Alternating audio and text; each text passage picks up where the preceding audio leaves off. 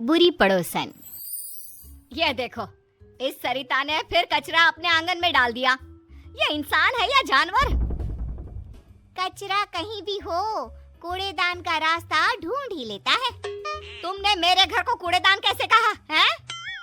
वैसे ही जैसे तुमने मेरे परिवार को जानवर कहा। देखो, मैं राकेश भाई साहब का लिहाज कर रही हूँ, वरना क्या, मैं भी मुकेश भैया की वजह से चुप हूँ। राकेश की पत्नी सरिता और मुकेश की पत्नी विनीता के बीच ये झगड़ा रोज की बात हो गई थी, लेकिन हमेशा ऐसा नहीं था। दोनों परिवार 4 पुश्तों से अच्छे पड़ोसियों की तरह रह रहे थे। राकेश और मुकेश दोनों एक साथ ही बड़े हुए और बचपन से अच्छे दोस्त रहे। शादी के बाद दोनों की पत्नियां भी सहेलियां बन गई, लेकिन धीरे धीरे दोनों में मनमुटाव हो गया, जिससे माहौल बदल गया। तब से ना चाहते हुए भी बचपन के दोस्त दूर हो गए। देखा, आज फिर उस सरिता ने हमारे घर कचरा फेंका। अरे इतनी हवा चल रही है, कहीं से उड़कर आ गया होगा। तुम्हें कैसे पता कि सरिता भाभी ने फेंका है? अरे जिस चिप्स का पैकेट मेरे सामने उड़कर आया, वो वही तो खा रही थी। अरे ये क्या बात हुई? अरे चुप रहो, तुम कुछ नहीं समझते। क्यों सुबह सुबह लड़ने लगती हो? तुमने देखा नहीं शुरू किसने किया था? कुछ भी बोलेगी तो क्या मैं चुपचाप सुन लूंगी? अरे नहीं नहीं, तुम तो बस सुनाती हो। क्या कहा तुमने? नहीं कुछ नहीं, सब समझती हूँ मैं। देखना तुम, किसी दिन ना मैं। अरे अब बस भी करो ना भाग्यवान, तुमसे तो बात करना ही बेकार है।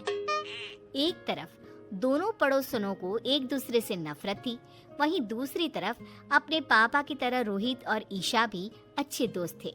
दोनों कॉलेज में साथ पढ़ते थे। सॉरी, आज मम्मी ने सुबह सुबह झगड़ा किया। अरे तुम क्यों सॉरी कह रही हो? ये तो रोज का है। कभी विनीता आंटी लड़ाई शुरू करती है तो कभी मम्मी, और फंस हम गए। हम और हमारे पापा बेचारे बचपन के दोस्त आपस में बात भी नहीं कर पाते। चलो अब घर आने में है, तुम आगे जाओ।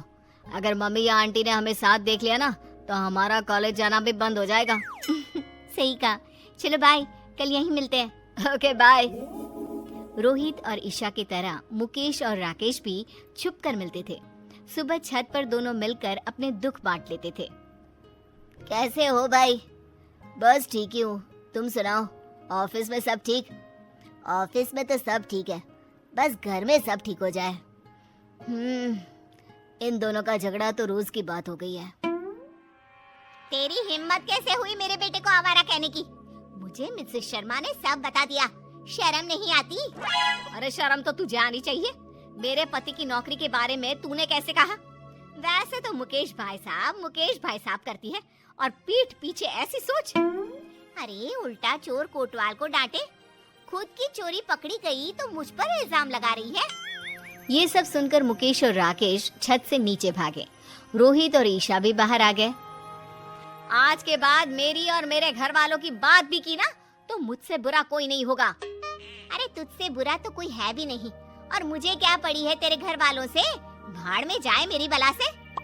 दोनों गुस्से से आग बबूला होती अपने अपने घर चली जाती है और बचा हुआ गुस्सा घर वालों पर निकालने लगती है। तुम्हें क्या हो जाता है बार बार? अरे होगा तो अब कान खोल के सुन लो। आज के बाद अगर गलती से भी राकेश भाई साहब से बात करते दिखे ना तो तुम्हारी खैर नहीं। लेकिन माँ, अरे तू चुप कर, तुझे भी वो रोहित से बात करने की कोई जरूरत नहीं है। याद रखना, मुझसे बुरा कोई नहीं होगा। देख लिया तुमने अपनी भाभी के तेवर? आज से सारे रिश्ते खत्म। अब अगर छत पर तुमने मुकेश भैया से बात की तो। अरे तुम्हें कैसे पता कि हम छत पर मिलते हैं?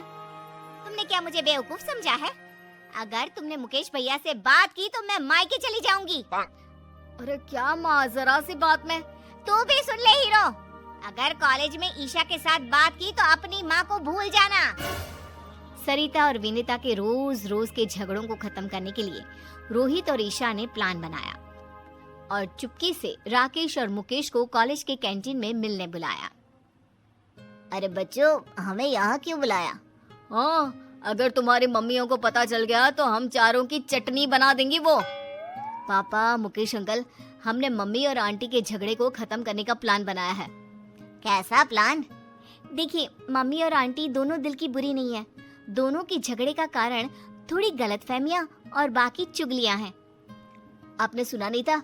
मम्मी को विनीता आंटी और विनीता आंटी को मम्मी के खिलाफ वो शर्मा आंटी ने ही तो भड़काया था। हाँ, विनीता तो बल्कि रोहित की हमेशा तारीफ करती है। कहती है इतना समझदार लड़का है, पढ़ाई में भी अव्वल है। सही कह रहे हो। सरिता भी तुम्हें अपना भाई मानती है। वो क्यों किसी से तुम्हारी बुराई करने लगी? बस पापा, इसीलिए हम चाहते हैं कि दोनों को एक दूसरे की अच्छाई का पता चले और झगड़ा भूलकर दोनों में दोस्ती हो जाए। ऐसा प्लान है। कल मम्मी मार्केट जाने वाली है और विनीता आंटी मंदिर, तभी सही मौका है। अरे लेकिन करोगे क्या? यहाँ आइए। दोनों बच्चों ने राकेश और मुकेश को प्लान सुनाया। लेकिन बेटा, कोई गड़बड़ तो नहीं होगी ना? डोंट वरी अंकल, हमने अपने दोस्तों के साथ मिलकर प्लान बना लिया है। सुनो जी, कल मंदिर जा रही हूँ मैं। अब ठीक है, आराम से जाना। हेलो रोहित बेटा, तुम्हारी आंटी निकल गई है। All the best. सुनो जी, पैसे दे दो, मैं मार्केट जा रही हूँ। अब हाँ, टेबल पर रखे हैं और मैंने सामान की लिस्ट भी बनाई है, वो भी लेते जाना। बेटी ईशा, तुम्हारी आंटी निकल गई है, जरा ध्यान से। जैसे ही विनीता मंदिर से बाहर आई, उसने देखा कि वहाँ भीड़ लगी है और लड़ाई हो रही है। उस लड़ाई में उसे एक जानी पहचानी आवाज सुनाई दी। वो तुरंत पास गई। आंटी आ रही है, चलो नाटक शुरू करो। अरे पैसे तो देने ही पड़ेंगे, तुम्हारी वजह से हमें चोट आई। देखो, एक तो तुम रॉन्ग साइड आ रहे थे, ऊपर से एक बाइक पर 3 सवार। स्पीड तुम्हारी ज्यादा थी और इल्जाम मुझ पर। गलती किसी की भी हो, पैसे तू ही देगा। और ना दूं तो आज मार मार के तेरी हड्डियां तोड़ देंगे और तेरी ये बाइक भी। देखो, मैं पुलिस को बुलाऊंगा। तीनों लड़के रोहित के साथ धक्का मुक्की करने लगते हैं। ये देखकर विनीता बीच झगड़े में कूद पड़ी। बंद करो ये, तुम्हारी हिम्मत कैसे हुई इसे हाथ लगाने की? मैडम, आप बीच में मत आओ, इसकी वजह से हमारी गाड़ी टूट गई, अब हम इसको तोड़ेंगे। मैं इसे अच्छे से जानती हूँ, ये कभी गलती नहीं करता। गलती तुम्हारी होगी। अब भागो यहाँ से, वरना पुलिस को मैं बुलाती हूँ। नहीं, पुलिस नहीं। अरे भागो यहाँ से। थैंक यू आंटी, आपने बचा लिया। अरे बेटा, तू मेरे बेटे जैसा ही तो है। तुझे चोट तो नहीं आई ना? नहीं, मैं ठीक हूँ। आप जो वक्त पर आ गई। अरे बस भी कर, चलो मैं आपको घर ले चलता हूँ। अच्छा ठीक है बेटा, लेकिन अपनी माँ को मत बताना कि मैंने तेरी मदद की। सरिता एक दुकान में सामान खरीद कर वापस जा रही थी, तभी उसे एक आवाज आई। छोड़ो मुझे, हाथ मत लगाओ।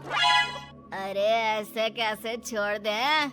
बचाओ, बचाओ। सरिता ने देखा कि ईशा को कुछ गुंडे छेड़ रहे हैं।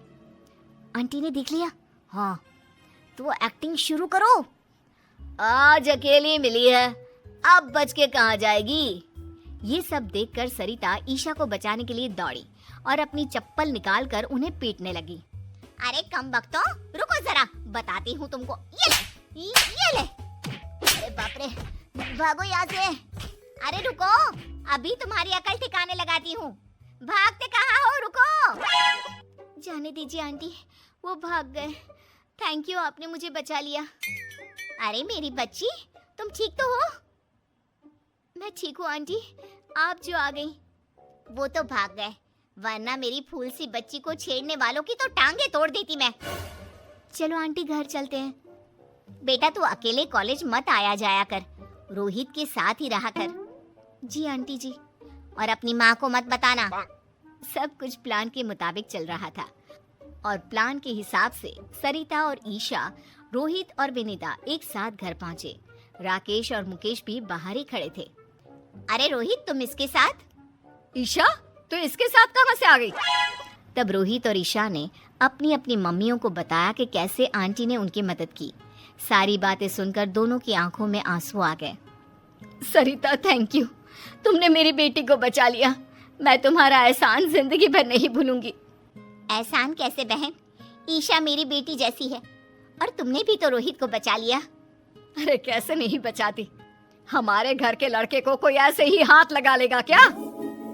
मुझे माफ कर दो विनीता, मैंने तुम्हें गलत समझा।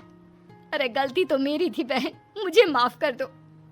देखा सरिता, दिल की बुरी ना तुम हो ना विनीता, दोनों ने आज एक दूसरे के बच्चों की मदद की। हाँ, और तुम्हारी लड़ाई का कारण था गलतफहमी, और वो मिसेस शर्मा की चुगली। हाँ, अगर हमने बाहर वालों की बातें मानने के बजाय आपस में शांति से बात की होती तो कभी लड़ाई ना होती। हाँ, अब से हम कभी नहीं लड़ेंगे। आखिर पहला सगा पड़ोसी ही तो होता है। उस दिन से दोनों में दोस्ती हो गई। अब मंदिर हो या मार्केट, दोनों